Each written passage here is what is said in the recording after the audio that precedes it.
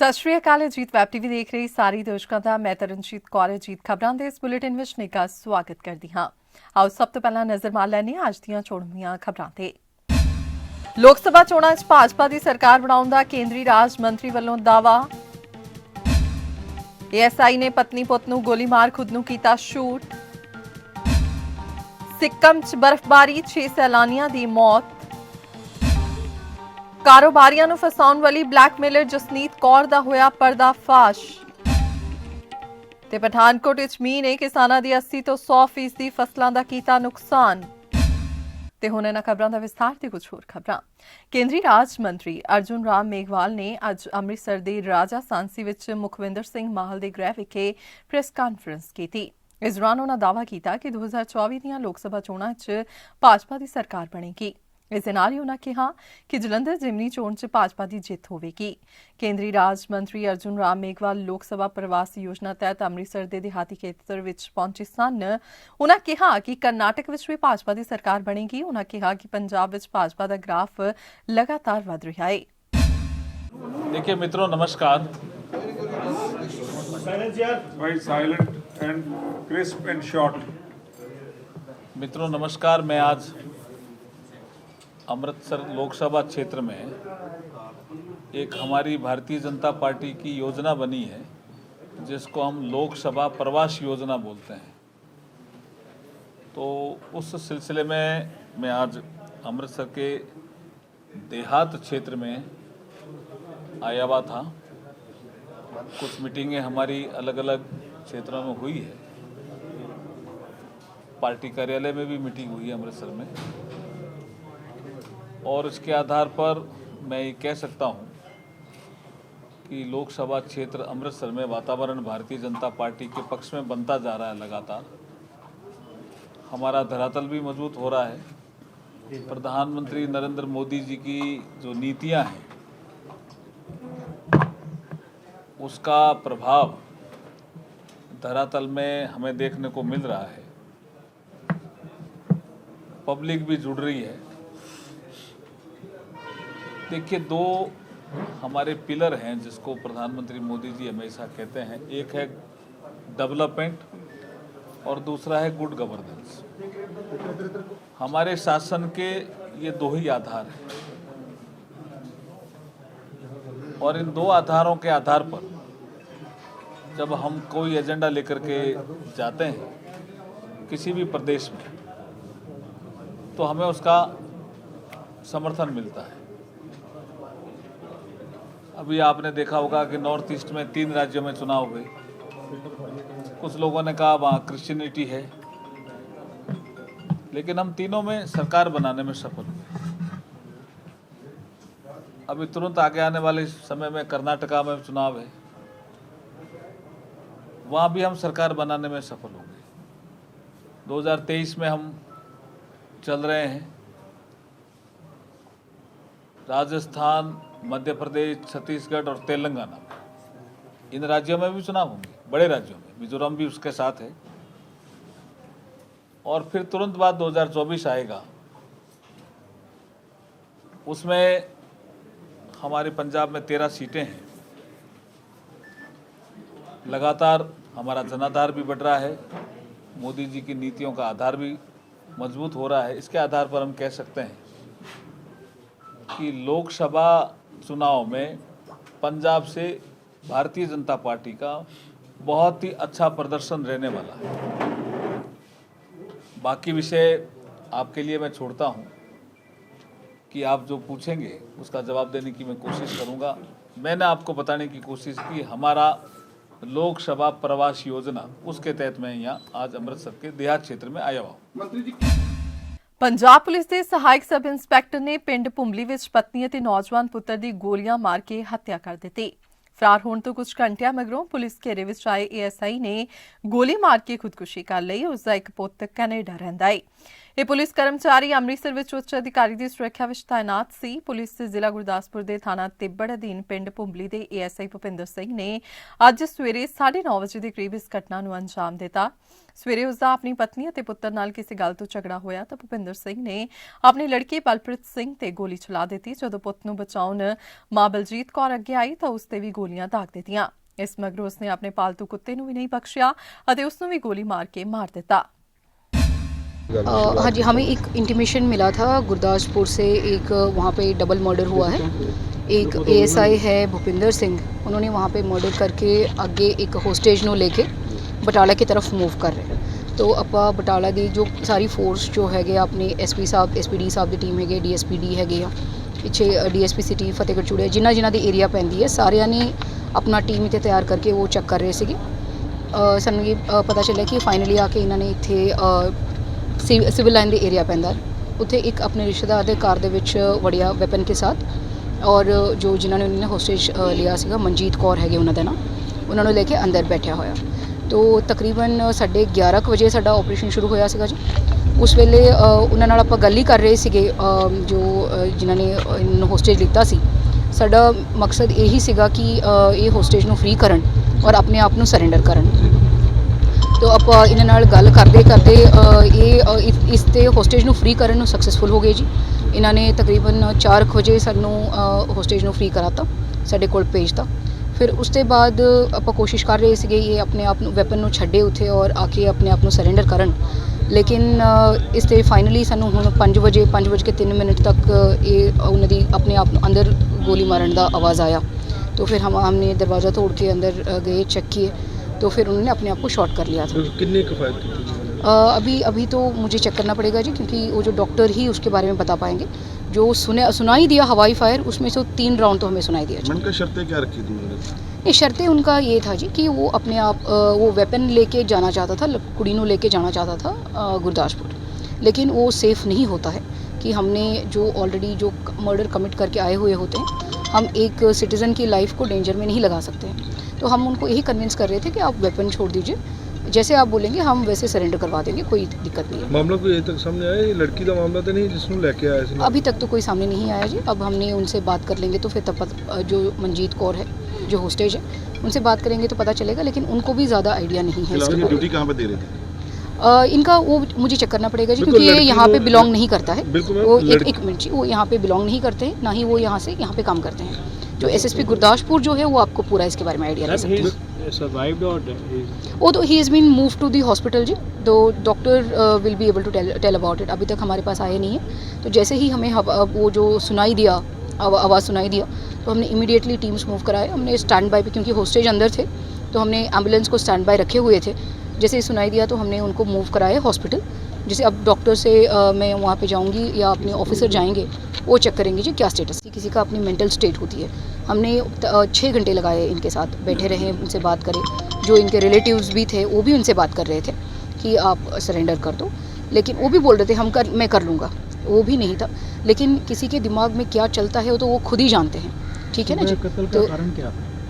वो मुझे नहीं पता जी। वो गुरदासपुर एसएसपी गुरदासपुर साहब अपने इन्वेस्टिगेशन के बाद बता पाएंगे आपको जी। Thank you so much. ਇਹ ਹਿਸਟਰੀ ਆਫ ਗਨ ਸ਼ਾਟ ਦੇ ਨਾਲ ਆਇਆ ਜੀ ਇਹ, ਤੇ ਸਾਡੇ ਕੋਲ ਤਾਂ ਬ੍ਰੌਡ ਡੈਡ ਹੀ ਆਇਆ ਜੀ। ਕਿੰਨੀਆਂ ਗੋਲੀਆਂ ਕਿਸ ਜਗ੍ਹਾ ਤੇ? 3 ਨਿਸ਼ਾਨ ਨੇ ਗੋਲੀਆਂ ਦੀ ਛਾਤੀ 'ਚ ਵੱਜੀਆਂ ਹੋਈਆਂ। ਤੇ ਕਦੋਂ ਕੁ ਤੱਕ ਲੱਗਦਾ ਵੀ ਇਹਦੀ ਡੈਥ ਹੋਈ ਹੈ? ਇਹਦੀ ਡੈਥ ਆਲਮੋਸਟ ਮੌਕੇ 'ਤੇ ਹੋ ਗਈ। ਇਹਨੂੰ ਹੁਣ ਮੋਰਚੇ 'ਚ ਰੱਖਾ ਤਾ ਜੀ, ਪੋਸਟਮਾਰਟਮ ਜਿਹਦਾ ਵੀ ਹੋਊਗਾ ਕੱਲ੍ਹ।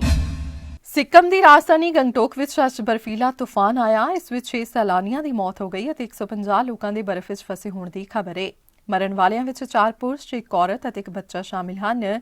ਇਹ ਘਟਨਾ ਗੰਗਟੋਕ ਨੂੰ ਨਾਥੂਲਾ ਪਾਸ ਨਾਲ ਜੋੜਨ ਵਾਲੇ ਜਵਾਹਰ ਲਾਲ ਨਹਿਰੂ ਮਾਰਗ ਤੇ ਦੁਪਹਿਰ ਕਰੀਬ 12:30 ਵਜੇ ਵਾਪਰੀ। ਦੁਰਘਟਨਾ ਵਾਲੇ ਖੇਤਰ ਵਿੱਚ 13ਵੇਂ ਮੀਲ ਪੱਥਰ ਤੱਕ ਪਹੁੰਚਣ ਲਈ ਇੱਕ ਪਾਸ ਜਾਰੀ ਕੀਤਾ ਜਾਂਦਾ ਹੈ। ਇਸ ਤੋਂ ਅੱਗੇ ਜਾਣ ਦੀ ਇਜਾਜ਼ਤ ਨਹੀਂ ਹੈ। ਦੱਸਿਆ ਜਾ ਰਿਹਾ ਹੈ ਕਿ ਸੈਲਾਨੀ ਜਵਾਹਰ ਲਾਲ ਨਹਿਰੂ ਮਾਰਗ ਤੇ 14ਵੀਂ ਮੀਲ ਪੱਥਰ ਤੱਕ ਗਏ ਸਨ ਅਤੇ ਇੱਥੇ ਇਹ ਹਾਦਸਾ ਵਾਪਰ ਗਿਆ। ਬਾਰਡਰ ਰੋਡ ਆਰਗੇਨਾਈਜੇਸ਼ਨ ਨੇ ਤੁਰੰਤ ਬਚਾਅ ਕਾਰਜ ਸ਼ੁਰੂ ਕਰ ਦਿੱਤਾ ਹੈ। ਲੁਧਿਆਣਾ ਵਿੱਚ ਕਾਰੋਬਾਰੀਆਂ ਨੂੰ ਫਸਾਉਣ ਵਾਲੀ ਬਲੈਕਮੇਲਰ ਔਰਤ ਦਾ ਪਰਦਾਫਾਸ਼ ਹੋਇਆ ਹੈ। ਉਹ ਇੰਸਟਾਗ੍ਰਾਮ ਤੇ ਘਟੀਆ ਰੀਲ ਪਾ ਕੇ ਕਾਰੋਬਾਰੀਆਂ ਨੂੰ ਫਸਾਉਂਦੀ ਸੀ। ਫਿਰ ਉਹ ਉਹਨਾਂ ਨਾਲ ਗੱਲ ਕਰਦੀ ਅਤੇ ਬਲੈਕਮੇਲ ਕਰਦੀ ਸੀ। ਜੇਕਰ ਕੋਈ ਪੈਸੇ ਨਾ ਦਿੰਦਾ ਤਾਂ ਉਸ ਨੂੰ ਗੈਂਗਸਟਰਾਂ ਵੱਲੋਂ ਧਮਕੀਆਂ ਮਿਲਦੀਆਂ ਸਨ। ਲੁਧਿਆਣਾ ਪੁਲਿਸ ਨੇ ਜਸਨੀਤ ਕੌਰ ਉਰਫ ਰਾਜਵੀਰ ਨਾਮ ਦੇ ਇਸ ਇੰਸਟਾਗ੍ਰਾਮ ਇਨਫਲੂਐਂਸਰ ਨੂੰ ਗ੍ਰਿਫਤਾਰ ਕੀਤਾ ਹੈ। ਉਸ ਨੂੰ 2 ਦਿਨ ਦੇ ਪੁਲਿਸ ਰਿਮਾਂਡ ਤੇ ਲੈ ਕੇ ਪੁੱਛਗਿੱਛ ਕੀਤੀ ਜਾ ਰਹੀ ਹੈ। ਹੋਰ ਲੋਕਾਂ ਨੂੰ ਕੀਤੀ ਗਈ ਬਲੈਕਮੇਲਿੰਗ ਦਾ ਪਤਾ ਲਗਾਉਣ ਲਈ ਉਸ ਦੇ ਇੰਸਟਾਗ੍ਰਾਮ ਅਕਾਊਂਟ ਨੂੰ ਵੀ ਸਕੈਨ ਕੀਤਾ ਜਾ ਰਿਹਾ ਹੈ। ਇਹ ਕੰਪਲੇਂਟ ਸੀ ਇੱਕ ਸਿਟੀਜ਼ਨ ਦੀ ਗੁਰਵੀਰ ਗਰਚਾ ਦੇ ਨਾਂ ਤੇ। ਉਹਨਾਂ ਦੀ ਕੰਪਲੇਂਟ ਦੇ ਬੇਸਿਸ ਤੇ ਇਹ ਪਰਚਾ ਦਰਜ ਹੋਇਆ ਸੀ ਮਾਡਲ ਟਾਊਨ ਥਾਣੇ 'ਚ 1 ਅਪ੍ਰੈਲ ਨੂੰ, ਤੇ ਉਹ ਪਰਚੇ ਦੇ ਸਿਲਸਿਲੇ ਵਿੱਚ ਅਰੈਸਟ ਕੀਤੀ ਗਈ ਹੈ ਜੀ। ਕਿੰਨੇ ਦਿਨ ਦਾ ਰਿਮਾਂਡ ਹੈ ਜੀ? 2 ਦਿਨ ਦਾ ਰਿਮਾਂਡ ਮਿਲਿਆ ਜੀ। ਅੱਛਾ, ਇਸ ਪੂਰੇ ਮਾਮਲੇ ਦੇ ਵਿੱਚ ਕੋਈ ਗੈਂਗਸਟਰ ਦੇ ਨਾਲ ਲਿੰਕ ਜੁੜ ਰਿਹਾ ਹੈ ਜਾਂ ਹੋਰ ਵੀ ਨਾਮਜ਼ਦ ਕੀਤੇ ਆ ਨਾਮਜ਼ਦ ਇੱਕ ਨਾਂ ਹੋਰ ਕੀਤਾ ਹੈ ਜੀ। ਬਾਕੀ ਸਾਰਾ ਕੁਝ ਤਫਤੀਸ਼ ਦੇ ਦੌਰਾਨ ਹੀ ਪਤਾ ਲੱਗੇਗਾ। ਜਿਹੜਾ ਨਾਮਜ਼ਦ ਕੀਤਾ ਉਹਨੂੰ ਥੋੜਾ ਬਰੀਫ ਕਰ ਦੋਗੇ, ਕੌਣ ਆ ਉਹ ਲੱਕੀ ਸੰਧੂ ਦਾ ਨਾਂ ਕੀਤਾ ਹੈ ਜੀ। ਉਹ ਵੀ ਪੁੱਛਗਿੱਛ ਦੇ ਬੇਸਿਸ ਤੇ ਕੀਤਾ ਹੈ, ਬਾਕੀ ਤਫਤੀਸ਼ ਵਿੱਚ ਆਏਗਾ। ਯੂਥ ਕਾਂਗਰਸ ਦਾ ਆਗੂ ਵੀ ਹੈ ਲੁਧਿਆਣੇ ਤੋਂ। ਇਸ ਦੇ ਨਾਲ ਜਿਹੜੇ ਤਾਰ ਹੈ ਗੈਂਗਸਟਰ ਦੇ ਨਾਲ ਜੁੜਦੇ ਨਜ਼ਰ ਆ ਰਹੇ ਨੇ, ਕਿਉਂਕਿ ਇਹ ਖਬਰਾਂ ਨੇ ਹੋਰ ਵੀ ਨਾਮਜ਼ਦ ਕੀਤੇ ਜਾ ਰਹੇ ਨੇ ਨਾਲ। ਫਿਲਹਾਲ ਇੰਨਾ ਹੀ ਹੈ। ਹੋਰ ਪੋਲੀਟੀਕਲ ਅਫੀਲੀਏਸ਼ਨਸ, ਕੋਈ ਹੋਰ ਅਫੀਲੀਏਸ਼ਨ ਜੇ ਪਤਾ ਚੱਲਦੀ ਹੈ ਤਾਂ ਉਹ ਡਿਊਰਿੰਗ ਇਨਵੈਸਟੀਗੇਸ਼ਨ ਹੀ ਆਏਗਾ ਜੀ। ਅੱਛਾ, ਇਹ ਮਾਮਲਾ ਪੂਰਾ ਬਰੀਫ ਕਰੋਗੇ ਕਿ ਇੰਸਟਾਗ੍ਰਾਮ ਦੇ ਨਾਲ ਕਿਵੇਂ ਕਾਰੋਬਾਰੀ ਟੱਚ ਹੋਇਆ, ਕਿਵੇਂ ਬਲੈਕਮੇਲ, ਕਿੰਨੀ ਅਮਾਉਂਟ ਮੰਗੀ ਸੀ ਕਾਰੋਬਾਰੀ ਕੋਲੋਂ ਇਸ ਲੇਡੀ ਨੇ? Amount is still in the process of investigation. ਇਹ ਵੈਰੀਫਾਈ ਕਰਨਾ ਹੈ ਅਸੀਂ, ਬਟ ਇਹ ਇੰਸਟਾਗ੍ਰਾਮ ਵਿੱਚ ਇਨ ਟੱਚ ਆਏ ਸੀ and later it was a case of extortion ਜੀ। ਉਹਦੇ ਬੇਸਿਸ ਤੇ ਹੋਇਆ ਸੀ। ਪੂਰਾ ਮਾਮਲਾ ਬਲੈਕਮੇਲਿੰਗ ਐਂਡ ਐਕਸਟੋਰਸ਼ਨ ਹੈ ਜੀ। ਅੱਛਾ, ਲੱਗਦਾ ਜੀ ਹੋਰ ਜਿਹੜੇ ਤਾਰ ਹੈ ਹੋਰ ਕਾਰੋਬਾਰੀਆਂ ਨੂੰ ਵੀ ਇਦਾਂ ਕੀਤਾ ਹੋਊਗਾ। ਤੁਸੀਂ ਇਹ ਇਨਵੈਸਟੀਗੇਸ਼ਨ ਕਰ ਰਹੇ ਹੋ? ਹਾਂਜੀ ਬਿਲਕੁਲ ਜੀ, ਇਨਵੈਸਟੀਗੇਸ਼ਨ ਸਾਡੀ ਚੱਲ ਰਹੀ ਹੈ। ਹੋਰ ਕੋਈ ਪ੍ਰੀਵੀਅਸ ਆਫੈਂਸਸ ਹੈ ਉਹ ਵੀ ਵਿੱਚ ਆਉਣਗੇ, ਤੇ ਜੇ ਕੋਈ ਰਿਲੇਟਡ ਆਫੈਂਸਸ ਹੈ ਉਹ ਵੀ ਇਨਵੈਸਟੀਗੇਸ਼ਨ ਦੇ ਦੌਰਾਨ ਹੀ ਪਤਾ ਲੱਗਣਗੇ ਜੀ। ਅੱਛਾ, ਕਿਸ ਤਰੀਕੇ ਦੇ ਨਾਲ ਇਹ ਲੋਕਾਂ ਨੂੰ ਆਪਣੇ ਜਾਲ ਦੇ ਵਿੱਚ ਫਸਾਉਂਦੇ ਸੀਗੇ? ਇਹ ਜੋ ਗੱਲ ਹੁਣ ਤੱਕ ਸਾਹਮਣੇ ਆਈ ਹੈ ਜੀ, ਇਹ ਇਨ ਟੱਚ ਸੋਸ਼ਲ ਮੀਡੀਆ ਦੇ ਆਉਂਦੇ ਸੀ, then after talking for a while ਤੇ ਜਦ ਗੱਲਬਾਤ ਹੋ ਜਾਂਦੀ ਹੈ ਤਾਂ ਬਲੈਕਮੇਲਿੰਗ ਵੱਲ ਜਾਂਦੇ ਆ। ਧਮਕੀਆਂ ਵੀ ਦਵਾਉਂਦੇ ਸੀ ਲੋਕਾਂ ਨੂੰ ਫੋਨ ਤੇ ਜਦੋਂ ਪੈਸੇ ਲੈਣੇ ਹੁੰਦੇ ਸੀ? ਹਾਂਜੀ ਜੀ। ਪੂਰਾ ਬਰੀਫ ਕਰਿਓ।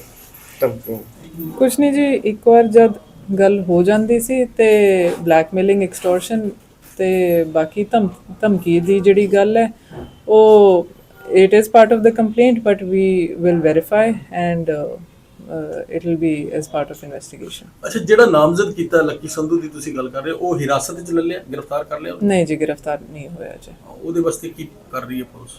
ਕੋਈ ਨਾ ਜੀ, ਉਹਨਾਂ ਨੂੰ ਟ੍ਰੇਸ ਕਰ ਰਹੇ ਹਾਂ ਤੇ ਕਿਹੜੀ ਉਹਨਾਂ ਦੀ ਪੋਸੀਬਲ ਲੋਕੇਸ਼ਨ ਹੋ ਸਕਦੀ ਹੈ, ਕੋਈ ਹਾਈਡ ਆਊਟ ਹੈ ਤਾਂ ਉਹ ਹੋ ਸਕਦਾ, ਉਹ ਪਤਾ ਕਰ ਰਹੇ ਹਾਂ। ਅੱਛਾ, ਇੱਕ ਇਹ ਵੀ ਪਤਾ ਲੱਗਿਆ ਕਿ ਥੋੜਾ ਬਰੀਫ ਕਰੋਗੇ ਕਿ ਜਿਹੜੇ ਗੈਂਗਸਟਰ ਦੇ ਨਾਲ ਲਿੰਕ ਹੈ, ਤੁਸੀਂ ਕਹਿ ਰਹੇ ਹੋ ਇਨਵੈਸਟੀਗੇਸ਼ਨ ਕਰ ਰਹੇ ਆ, ਇੱਕ ਨਾਮ ਆ ਰਿਹਾ ਸਾਹਮਣੇ, ਕਿਤੇ ਨਾ ਕਿਤੇ ਲਾਰੈਂਸ ਬਿਸ਼ਨੋਈ ਦੇ ਨਾਲ ਵੀ ਇਹ ਜੋੜਿਆ ਜਾ ਰਿਹਾ ਜਿਹੜਾ ਗੈਂਗਸਟਰ ਹੈ। ਇਹ ਇਦਾਂ ਦੀ ਕੋਈ ਹੈ ਤੁਹਾਡੇ ਕੋਲ ਜਾਣਕਾਰੀ? Frankly, it would be too soon to say. I don't want to give half-baked truths. ਤੇ ਇਨਵੈਸਟੀਗੇਸ਼ਨ ਵਿੱਚ ਜੋ ਪਤਾ ਚੱਲਦਾ ਉਹਦੇ ਅਕੋਰਡਿੰਗਲੀ ਫਿਰ ਅਸੀਂ ਅੱਗੇ ਵਧਾਂਗੇ ਇਹਦੇ ਨਾਲ। ਪੰਜਾਬ ਭਰ ਵਿੱਚ ਬੇਮੌਸਮੀ ਬਾਰਿਸ਼ ਨੇ ਕਿਸਾਨਾਂ ਦੀ ਤਬਾਹੀ ਮਚਾਈ ਹੋਈ ਹੈ, ਜਿਸ ਕਾਰਨ ਕਿਸਾਨ ਕਾਫੀ ਪਰੇਸ਼ਾਨ ਹਨ ਅਤੇ ਸਰਕਾਰ ਤੋਂ ਜਲਦ ਮੁਆਵਜ਼ੇ ਦੀ ਮੰਗ ਕਰ ਰਹੇ ਹਨ। ਜ਼ਿਲ੍ਹਾ ਪਠਾਨਕੋਟ ਦੇ ਕਿਸਾਨਾਂ ਨੂੰ ਦਰਪੇਸ਼ ਮੁਸ਼ਕਲਾਂ ਸੰਬੰਧੀ ਜਦੋਂ ਪਠਾਨਕੋਟ ਦੇ ਦਿਹਾਤੀ ਖੇਤਰ ਦੇ ਕਿਸਾਨਾਂ ਨਾਲ ਗੱਲਬਾਤ ਕੀਤੀ ਗਈ ਤਾਂ ਉਹਨਾਂ ਕਿਹਾ ਕਿ ਬਾਰਿਸ਼ ਕਾਰਨ ਉਹਨਾਂ ਦੀਆਂ ਫਸਲਾਂ ਦਾ 80 ਤੋਂ 100% ਨੁਕਸਾਨ ਹੋਇਆ ਹੈ, ਪਰ ਅਧਿਕਾਰੀ ਖਰਾਬ ਹੋਈ ਫਸਲ ਦਾ ਬਹੁਤ ਘੱਟ ਅੰਦਾਜ਼ਾ ਲਗਾ ਰਹੇ ਹਨ। ਉਹਨਾਂ ਪੂਰਾ ਮੁਆਵਜ਼ਾ ਦੇਣ ਦੀ ਮੰਗ ਕੀਤੀ ਹੈ। ਦੇਖੋ ਜੀ, ਜਿਹੜੀ ਕੱਲ ਗਰਦੌਰੀ ਕੀਤੀ ਹੈ, ਪਟਵਾਰੀ ਸਾਹਿਬ ਹੁਣੀ ਆਏ ਸੀ ਸਾਰੇ ਨਾਲ, ਐਗਰੀਕਲਚਰ ਮਹਿਕਮਾ ਵੀ ਆਇਆ ਸੀਗਾ। ਮਤਲਬ ਉਹ ਜਦੋਂ ਸਾਡੀ ਗਰਦੌਰੀ ਹੋਈ ਆ, ਉਹਨਾਂ ਫਸਲ ਵੇਖੀ ਆ ਤਾਂ ਉਹਦੇ ਵਿੱਚ ਆਲਰੇਡੀ ਪਟਵਾਰੀ ਹੀ ਕਟੌਤੀ ਕਰਦੇ ਜਾ ਰਹੇ ਆ ਏਕੜ ਦੀ। ਵੀ ਮਤਲਬ ਇਹਦੇ ਵਿੱਚੋਂ 1 ਏਕੜ ਦੇ ਵਿੱਚੋਂ ਜੇ ਮੰਨ ਲਓ 4 ਕਨਾਲਾਂ ਡਿੱਗੀ ਹੈ ਤਾਂ ਉਹ 4 ਕਨਾਲਾਂ ਨੂੰ ਕੱਢਦੇ ਪਏ ਆ ਵੀ 4 ਕਨਾਲਾਂ ਇਹਦੀ ਠੀਕ ਹੈ ਜੀ, 4 ਕਨਾਲਾਂ ਜਿਹੜਾ ਇਹਦੀ ਖਰਾਬ ਹੋ ਗਈ। ਜਿਹੜੀ 4 ਕਨਾਲ 1 ਏਕੜ ਦੇ ਵਿੱਚੋਂ 4 ਕਨਾਲਾਂ ਪਟਵਾਰੀ ਪਾਉਂਦੇ ਪਏ ਆ ਤਾਂ ਉਹਦਾ ਫੁੱਲ ਖਰਾਬਾ ਮਿਲਣਾ ਚਾਹੀਦਾ, ਉਹਦੇ ਵਿੱਚ ਪਰਸੈਂਟੇਜ ਨਹੀਂ ਆਉਣੀ ਚਾਹੀਦੀ। ਕੀ ਕਰ ਰਹੇ ਨੇ ਅਧਿਕਾਰੀ? ਕਿੰਨੀ ਫਸਲ ਖਰਾਬ ਹੋਈ ਹੈ? ਇਹ ਜੀ ਫਸਲ ਤੇ ਜਿਹੜੀ ਵੇਖੋ, ਭਾਰਤੀ ਕਿਸਾਨ ਯੂਨੀਅਨ ਦੇ ਜ਼ਿਲ੍ਹੇ ਪ੍ਰਧਾਨ ਹਾਂ ਮੈਂ ਪਠਾਨਕੋਟ ਦਾ। ਲੰਬੜਦਾਰ ਸਾਹਿਬ ਨੇ ਮੈਨੂੰ ਸੱਦਿਆ, ਐਮਏ ਰਾਜਗੁਰੂ ਦੇ ਝੋਨਾ ਹੀ ਪੂਰਾ ਇੱਧਰ ਕੱਲ੍ਹ ਗਰਦੌਰੀ ਹੋਈ, ਮੌਕਾ ਵੇਖਿਆ। ਇਹ ਤੇ ਵੇਖੋ ਸਾਨੂੰ ਤੇ ਉਹ 25% ਲੈ ਕੇ ਗਿਆ ਤੇ ਅਸੀਂ ਵੇਖੀ ਆ 80 ਤੋਂ 90% ਆ ਜਿਹੜੀ ਕਣਕ ਜਿਹੜੀ ਬਿਲਕੁਲ ਡਿੱਗੀ ਗਈ ਆ, ਕਣਕ ਤੇ ਉਂਗਰੀ ਕਣਕਾਂ ਵਿੱਚ, ਉਂਗਰੀ ਕਣਕ ਦੀ ਜਿਹੜੀ ਇਹਦੀ ਤੂੜੀ ਵੀ ਨਹੀਂ ਬਣਨੀ ਹੈ, ਚਰੀਆਂ ਲੋਕਾਂ ਨੂੰ ਵੱਧ ਬੀਜਣੀਆਂ ਪੈਣੀਆਂ। ਕਿਰਪਾ ਕਰਕੇ ਸੀਐਮ ਨੂੰ ਬੇਨਤੀ ਆ ਵੀ ਜਿੰਨਾ ਵਾਜਬ ਬਣਦਾ ਓਨਾ ਮਿਲਣਾ ਚਾਹੀਦਾ, ਇਸ ਤੋਂ ਘੱਟ ਨਹੀਂ ਮਿਲਣਾ ਚਾਹੀਦਾ। ਜਿਹੜੀਆਂ ਖਲੋਤੀਆਂ ਉਹਨਾਂ ਦਾ ਹੀ ਮੰਨਦੇ ਆ 25%, ਜਿਹੜੀਆਂ ਸਾਫ਼ ਡਿੱਗੀਆਂ ਜਿੱਦਾਂ ਵੇਖਣ ਦੇ ਇਹੋ ਜਿਹੀਆਂ ਕਣਕਾਂ ਜਿਹੜੀਆਂ ਐਮਏ ਦੇ ਲਾਗੇ ਵੀ ਵੇਖ ਕੇ ਆਏ ਆ, ਉਹਦੇ ਕਰਕੇ ਅਸੀਂ ਮੌਕਾ ਵੇਖ ਕੇ ਫਿਰ ਆਖਣ ਡਿਆ ਵੀ ਇਦਾਂ ਨਹੀਂ ਹੁੰਦਾ। ਕੱਲ੍ਹ ਡੀਸੀ ਸਾਹਿਬ ਨੂੰ ਮਿਲ ਕੇ ਇਹਨੂੰ ਸੀਲਦਾਰ ਆਣ ਕੇ ਮੌਕਾ ਵੇਖੂਗਾ, ਨਹੀਂ ਤੇ ਇਸ ਤਰ੍ਹਾਂ ਨਹੀਂ ਹੋਣ ਦੇਵਾਂਗੇ। ਅਸੀਂ ਬਿਲਕੁਲ ਬੰਦ ਕਰਾ ਦਿਆਂਗੇ ਵੀ ਚਾਹੇ ਬਿਲਕੁਲ ਅਫਸਰ ਜਿਹੜੇ ਆ ਤੁਹਾਡੇ ਬਹਿ ਜਾਣ ਨਾ ਕਰਨ ਇਹਦੇ ਨੂੰ ਆ ਜਿਹੜਾ ਇੱਕ ਮਜ਼ਾਕ ਨਾ ਕਰਨ ਵੀ 25% ਇਹਦੇ ਨੂੰ ਬਿਲਕੁਲ ਬੰਦ ਕਰ ਦਿਆਂਗੇ ਕੱਲ੍ਹ। ਵੀ ਜੇ ਤੇ ਉਹਨੂੰ ਕੱਲ੍ਹ ਡੀਸੀ ਸਾਹਿਬ ਨੂੰ ਆਖਦੇ ਆ ਵੀ ਜੇ ਕਰਾਉਣੀ ਆ ਸਹੀ ਤਰੀਕੇ ਨਾਲ ਕਰਾਓ, ਤੇ ਜੇ ਇਸ ਤਰ੍ਹਾਂ ਲੋਕਾਂ ਨੂੰ ਮਖੌਲ ਨਾ ਕਰੋ ਵੀ 25 ਲਿਖ ਲਓ 30 ਲਿਖ ਲਓ, ਐਡਾ ਧੱਕਾ ਨਹੀਂ ਹੋਣ ਦੇਵਾਂਗੇ। ਇਹ ਜ਼ਿਲ੍ਹੇ ਦਾ ਅਫਸਰ ਆ, ਇਹਨੂੰ ਵੀ ਆਖਾਂਗੇ। ਹੋਰ ਵੀ ਜਿਹੜਾ ਕੋਈ ਨੁਮਾਇੰਦਾ ਹੋਊਗਾ, ਅਕਸਰ ਤੇ ਜ਼ਿਲ੍ਹਾ ਡੀਸੀ ਸਾਹਿਬ ਜ਼ਿਲ੍ਹੇ ਦਾ ਇੰਚਾਰਜ ਹੁੰਦਾ, ਇਹਨੂੰ ਬੇਨਤੀ ਕਰਾਂਗੇ ਆਪੇ ਤਹਿਸੀਲਦਾਰ ਮੌਕਾ ਵੇਖੂਗਾ ਵੀ ਆ ਮਜ਼ਾਕ ਨਹੀਂ। ਇੱਕ ਜੇ ਹੋਏ 80% ਤੇ 30-25 ਲਿਖ, ਇੱਕ ਮਖੌਲਬਾਜ਼ੀ ਨਹੀਂ ਚੱਲਣ ਦੇਵਾਂਗੇ। ਵਾਹਿਗੁਰੂ ਜੀ ਕਾ ਖਾਲਸਾ, ਵਾਹਿਗੁਰੂ ਜੀ ਕੀ ਫਤਿਹ। ਜਲਾਲਾਬਾਦ ਨੇੜੇ ਪੈਂਦੇ ਪਿੰਡ ਫੱਤੂਵਾਲਾ ਦੀ ਢਾਣੀ ਮਾਨ ਸਿੰਘ ਵਾਲਾ ਤੋਂ ਲੰਘਦੀ ਮਮਦੋਟ ਮਾਈਨਰ ਦੇ ਪਿਛਲੇ ਸੀਜ਼ਨ 6 ਵਾਰ ਟੁੱਟਣ ਕਰਕੇ ਤੇ ਇਸ ਕਾਰਨ ਨੁਕਸਾਨ ਝੱਲ ਚੁੱਕੇ ਕਿਸਾਨ ਕਾਫੀ ਪਰੇਸ਼ਾਨ ਹਨ। ਇਸ ਨਹਿਰ ਦੀ ਹੁਣ ਵਿਭਾਗ ਵੱਲੋਂ ਮੁਰੰਮਤ ਕਰਵਾਈ ਜਾ ਰਹੀ ਹੈ, ਪਰ ਨਹਿਰ ਟੁੱਟਣ ਵਾਲੀ ਥਾਂ ਜਿੱਥੇ 6 ਵਾਰ ਟੁੱਟੀ ਸੀ ਦੀ ਮੁਰੰਮਤ ਨਾ ਹੋਣ ਕਰਕੇ ਕਿਸਾਨ ਹੋਰ ਪਰੇਸ਼ਾਨ ਹੋ ਚੁੱਕੇ ਹਨ। ਪਿਛਲੇ ਸੀਜ਼ਨ ਨਹਿਰ ਟੁੱਟਣ ਕਰਕੇ ਖਰਾਬ ਹੋਈ ਫਸਲ ਦਾ ਵੀ ਕੋਈ ਮੁਆਵਜ਼ਾ ਕਿਸਾਨਾਂ ਨੂੰ ਨਹੀਂ ਦਿੱਤਾ ਗਿਆ। ਗੱਲਬਾਤ ਕਰਦੇ ਹੋਏ ਅਤੇ ਮੌਕਾ ਦਿਖਾਉਂਦੇ ਹੋਏ ਕਿਸਾਨ ਅਤੇ ਭਾਰਤੀ ਕਿਸਾਨ ਯੂਨੀਅਨ ਕਾਦੀਆਂ ਦੇ ਸੂਬਾ ਮੀਤ ਪ੍ਰਧਾਨ ਮਨਪ੍ਰੀਤ ਸਿੰਘ ਕਾਦੀਆਂ ਨੇ ਦੱਸਿਆ ਕਿ 6ਵੀਂ ਵਾਰ ਨਹਿਰ ਟੁੱਟਣ ਤੇ ਬਿਨਾਂ ਨਹਿਰ ਦਾ ਪਾੜ ਪੂਰੇ ਪਾਣੀ ਛੱਡ ਦਿੱਤਾ ਗਿਆ। ਵੀਰ ਜੀ, ਅਸੀਂ ਇਸ ਲਗਭਗ 17 ਤੋਂ ਜਦੋਂ ਦਾ ਐਕਸੀਡੈਂਟ ਜਾਦਵਿੰਦਰ ਇੱਥੇ ਆਇਆ, ਉਹਨੇ ਇੱਕ ਪਹਿਲਾਂ ਪੱਕਾ ਬੰਨ ਬਣਾਇਆ ਹੋਇਆ ਸੀਗਾ ਵੀ ਅੱਗੇ ਨਹਿਰ ਡੈਮੇਜ ਆ, ਤੇ ਇੱਥੋਂ ਵੀ ਨਹਿਰ ਡੈਮੇਜ ਆਏ ਸਾਲ ਸਾਡੀ ਇੱਥੋਂ ਨਹਿਰ ਪਾਣੀ ਛੱਡਦੇ ਟੁੱਟ ਜਾਂਦੀ ਹੈ।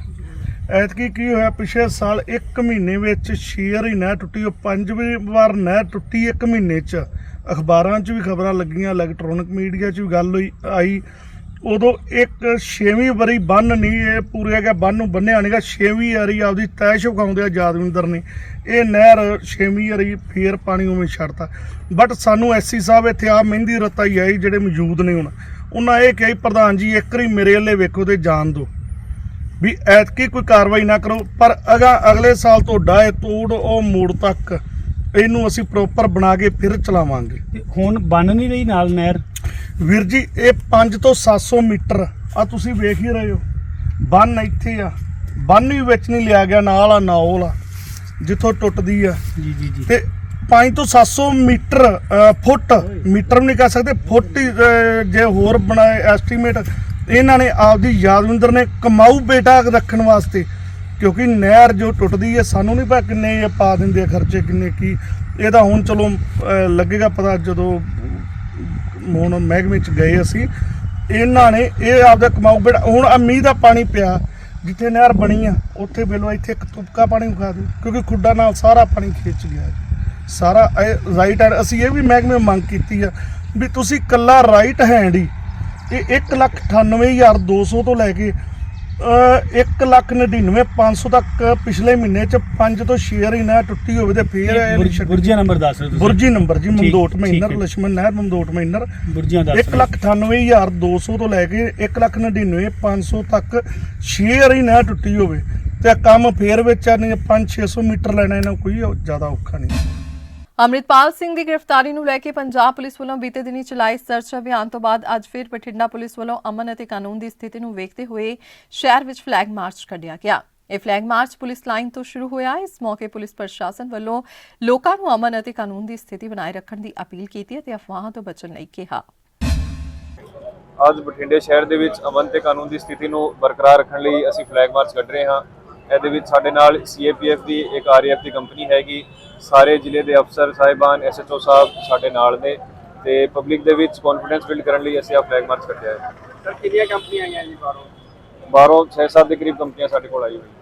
ਕਿਹੜੀ ਆਪਣਾ ਗੱਲ ਕਰੀਏ ਸਰ ਫੋਰਸਸ ਤੁਸੀਂ ਨਾਲ ਲੈ ਕੇ ਚੱਲ ਰਹੇ ਹੋ ਜਿਹੜਾ ਹਾਂਜੀ ਸਾਡੇ ਨਾਲ CRPF ਦੀ RAF ਕੰਪਨੀ ਹੈਗੀ ਤੇ BSF ਦਾ ਵੀ ਕੰਪੋਨੈਂਟ ਹੈਗਾ ਸਾਡੇ ਨਾਲ। ਕਿਹੜੇ ਏਰੀਆ 'ਚ ਵਰਕ ਕਰ ਰਹੇ ਹੋ? ਅਸੀਂ ਸ਼ਹਿਰ ਦੇ ਵਿੱਚ ਸਿਵਲ ਲਾਈਨ ਦਾ ਏਰੀਆ, ਕੋਤਵਾਲੀ ਦਾ area, railway station, bus stand, ਜਿੰਨੇ ਵੀ ਸੈਂਸਿਟਿਵ ਪਲੇਸਿਸ ਹੈਗੇ ਤੇ ਜਿਹੜੇ ਵੀ ਸਾਡੇ ਕੋਈ ਹੌਟਸਪੌਟਸ ਹੈਗੇ ਉਹ ਸਾਰੇ ਅਸੀਂ ਕਵਰ ਕਰ ਰਹੇ ਹਾਂ। ਸਰ ਲੋਕਾਂ ਨੂੰ ਕੀ ਅਪੀਲ ਕਰਨੀ ਚਾਹੋਗੇ? ਲੋਕਾਂ ਨੂੰ ਅਸੀਂ ਆਹੀ ਮੈਸੇਜ ਦੇਣਾ ਚਾਹੁੰਦੇ ਹਾਂ ਕਿ ਜਿਹੜਾ ਵੀ ਕੋਈ ਮਾੜਾ ਆਨਸਰ ਹੈ ਉਹਦੀ ਇਨਫੋਰਮੇਸ਼ਨ ਪੁਲਿਸ ਨੂੰ ਦੇ, ਉਹਨੂੰ ਅਸੀਂ ਸਖਤੀ ਨਾਲ ਨਿਪਟਾਂਗੇ। ਪਾਕਿਸਤਾਨ ਦੇ ਸੂਬਾ ਖੈਬਰ ਪਖਤੂਨਖਵਾ ਦੇ ਪਿਸ਼ਾਵਰ ਸ਼ਹਿਰ ਵਿੱਚ ਅਣਪਛਾਤੇ ਵਿਅਕਤੀਆਂ ਵੱਲੋਂ ਪੰਸਾਰੀ ਦੀ ਦੁਕਾਨ ਕਰਦੇ ਸਿੱਖ ਦੁਕਾਨਦਾਰ ਦਿਆਲ ਸਿੰਘ ਦੀ ਗੋਲੀਆਂ ਮਾਰ ਕੇ ਕੀਤੀ ਗਈ ਹੱਤਿਆ ਦੇ ਵਿਰੋਧ ਅਤੇ ਦੋਸ਼ੀਆਂ ਨੂੰ ਗ੍ਰਿਫਤਾਰ ਕਰਕੇ ਸਖਤ ਸਜ਼ਾ ਦਿੱਤੇ ਜਾਣ ਦੀ ਮੰਗ ਨੂੰ ਲੈ ਕੇ ਅੱਜ ਭਗਤ ਸਿੰਘ ਮੈਮੋਰੀਅਲ ਫਾਊਂਡੇਸ਼ਨ ਪਾਕਿਸਤਾਨ ਵੱਲੋਂ ਲਾਹੌਰ ਹਾਈ ਕੋਰਟ ਵਿੱਚ ਵਕੀਲਾਂ ਵੱਲੋਂ ਰੋਸ ਮਾਰਚ ਕੱਢਿਆ ਗਿਆ। ਇਸ ਬਾਰੇ ਫਾਊਂਡੇਸ਼ਨ ਦੇ ਚੇਅਰਮੈਨ ਇਮਤਿਆਜ਼ ਰਸ਼ੀਦ ਕੁਰੈਸ਼ੀ ਨੇ ਦੱਸਿਆ ਕਿ ਦਿਆਲ ਸਿੰਘ ਦੀ ਬੇਰਹਿਮੀ ਨਾਲ ਕੀਤੀ ਗਈ ਹੱਤਿਆ ਤੋਂ ਇੱਕ ਦਿਨ ਪਹਿਲਾਂ ਕਰਾਚੀ ਮੈਟਰੋਪੋਲੀਟਨ ਕਾਰਪੋਰੇਸ਼ਨ ਦੇ ਸਾਬਕਾ ਸੀਨੀਅਰ ਸਿਹਤ ਨਿਰਦੇਸ਼ਕ ਅਤੇ ਅੱਖਾਂ ਦੇ ਮਾਹਿਰ ਡਾਕਟਰ ਬੀਰਬਲ ਗਨਾਨੀ ਅਤੇ ਇੱਕ ਦਿਨ ਬਾਅਦ ਈਸਾਈ ਭਾਈਚਾਰੇ ਦੇ ਕਾਸ਼ੀ ਮਸੀਹ ਦੀ ਹੱਤਿਆ ਕੀਤੀ ਗਈ, ਜਿਸ ਨੂੰ ਲੈ ਕੇ ਇਹ ਰੋਸ ਜਤਾਇਆ ਗਿਆ ਹੈ। ਦੇਸ਼ ਵਿੱਚ ਪਿਛਲੇ 24 ਘੰਟਿਆਂ ਵਿੱਚ ਕੋਰੋਨਾ ਦੇ 3038 ਨਵੇਂ ਮਾਮਲੇ ਸਾਹਮਣੇ ਆਏ ਹਨ। ਇਸ ਦੌਰਾਨ 2069 ਲੋਕ ਇਸ ਬਿਮਾਰੀ ਤੋਂ ਠੀਕ ਹੋ ਚੁੱਕੇ ਹਨ, ਜਦਕਿ 9 ਮਰੀਜ਼ਾਂ ਦੀ ਮੌਤ ਹੋ ਚੁੱਕੀ ਹੈ। ਪਿਛਲੇ ਇੱਕ ਮਹੀਨੇ ਵਿੱਚ ਨਵੇਂ ਕੇਸਾਂ ਵਿੱਚ 9 ਗੁਣਾ ਵਾਧਾ ਹੋਇਆ ਹੈ। ਇਸ ਦੇ ਨਾਲ ਹੀ ਰਾਜਸਥਾਨ ਦੇ ਮੁੱਖ ਮੰਤਰੀ ਅਸ਼ੋਕ ਗਹਿਲੋਤ, ਸਾਬਕਾ ਮੁੱਖ ਮੰਤਰੀ ਵਸੁੰਧਰਾ ਰਾਜੇ ਅਤੇ ਸਾਬਕਾ ਕ੍ਰਿਕਟਰ ਆਕਾਸ਼ ਚੋਪੜਾ ਦੀ ਵੀ ਕੋਰੋਨਾ ਰਿਪੋਰਟ ਪੋਜ਼ਿਟਿਵ ਆਈ ਹੈ। ਦੂਜੇ ਪਾਸੇ ਸੋਮਵਾਰ ਨੂੰ ਛੱਤੀਸਗੜ੍ਹ ਦੇ ਇੱਕ ਗਰਲਸ ਹੋਸਟਲ ਵਿੱਚ 19 ਵਿਦਿਆਰਥਣਾਂ ਸੰਕਰਮਿਤ ਪਾਈਆਂ ਗਈਆਂ। ਸਾਰਿਆਂ ਨੂੰ ਕੁਆਰੰਟਾਈਨ ਕੀਤਾ ਗਿਆ ਹੈ। ਸ਼੍ਰੋਮਣੀ ਅਕਾਲੀ ਦਲ ਦੇ ਪ੍ਰਧਾਨ ਸੁਖਬੀਰ ਸਿੰਘ ਬਾਦਲ ਨੇ ਅੱਜ ਮੰਗ ਕੀਤੀ ਕਿ ਪਿਛਲੇ 15 ਦਿਨਾਂ ਵਿੱਚ ਭਾਰੀ ਬਰਸਾਤਾਂ, ਤੇਜ਼ ਹਵਾਵਾਂ ਅਤੇ ਗੜੇਮਾਰੀ ਨਾਲ 20 ਲੱਖ ਹੈਕਟਰ ਵਿੱਚ ਜਿਹੜੇ ਕਿਸਾਨਾਂ ਦੀ ਕਣਕ ਦੀ ਫਸਲ ਤਬਾਹ ਹੋ ਗਈ ਹੈ, ਉਹਨਾਂ ਨੂੰ 50,000 ਰੁਪਏ ਪ੍ਰਤੀ ਏਕੜ ਮੁਆਵਜ਼ਾ ਦਿੱਤਾ ਜਾਵੇ। ਮੁੱਖ ਮੰਤਰੀ ਭਗਵੰਤ ਮਾਨ ਦੇ ਬੇਰੁਖੀ ਵਾਲੇ ਰਵੱਈਏ ਤੇ ਹੈਰਾਨੀ ਪ੍ਰਗਟ ਕਰਦਿਆਂ ਅਕਾਲੀ ਦਲ ਦੇ ਪ੍ਰਧਾਨ ਨੇ ਪੁੱਛਿਆ ਕਿ ਮੁੱਖ ਮੰਤਰੀ ਕਿਸ ਦੀ ਉਡੀਕ ਕਰ ਰਹੇ ਹਨ। ਸੂਬੇ ਵਿੱਚ ਸ਼ੱਦੇ ਤੋਂ ਵੱਧ ਕਣਕ ਦੀ ਫਸਲ ਪੂਰੀ ਤਰ੍ਹਾਂ ਤਬਾਹ ਹੋ ਗਈ ਹੈ, ਜੋ ਸਭ ਨੂੰ ਦਿਸ ਰਹੀ ਹੈ। ਬਾਦਲ ਨੇ ਸਰਕਾਰ ਨੂੰ ਚੇਤਾਵਨੀ ਦਿੱਤੀ ਕਿ ਅਜਿਹੀਆਂ ਕਿਸਾਨ ਵਿਰੋਧੀ ਤੇ ਅਣਮਨੁੱਖੀ ਨੀਤੀਆਂ ਵਿੱਚ ਨਾ ਉਲਝੇ। ਉਨ੍ਹਾਂ ਕਿਹਾ ਕਿ ਜੇਕਰ ਕਿਸਾਨਾਂ ਨੂੰ ਨਿਆਂ ਨਾ ਦਿੱਤਾ ਗਿਆ ਤਾਂ ਫਿਰ ਅਕਾਲੀ ਦਲ ਸੰਘਰਸ਼ ਵਿੱਢੇਗਾ। ਤੇ ਜ਼ਨਾਲੀ ਅਜੀਤ ਖਬਰਾਂ ਦਾ ਇਹ ਬੁਲੇਟਿਨ ਇੱਥੇ ਹੀ ਖਤਮ ਹੁੰਦਾ ਹੈ। ਨਵੀਆਂ ਤੇ ਤਾਜ਼ਾ ਤਰੀਨ ਖਬਰਾਂ ਲੈ ਕੇ ਫਿਰ ਤੋਂ ਹਾਜ਼ਰ ਹੋਵਾਂਗੇ। ਤਦ ਤੱਕ ਲਈ ਦਿਓ ਇਜਾਜ਼ਤ। ਧੰਨਵਾਦ।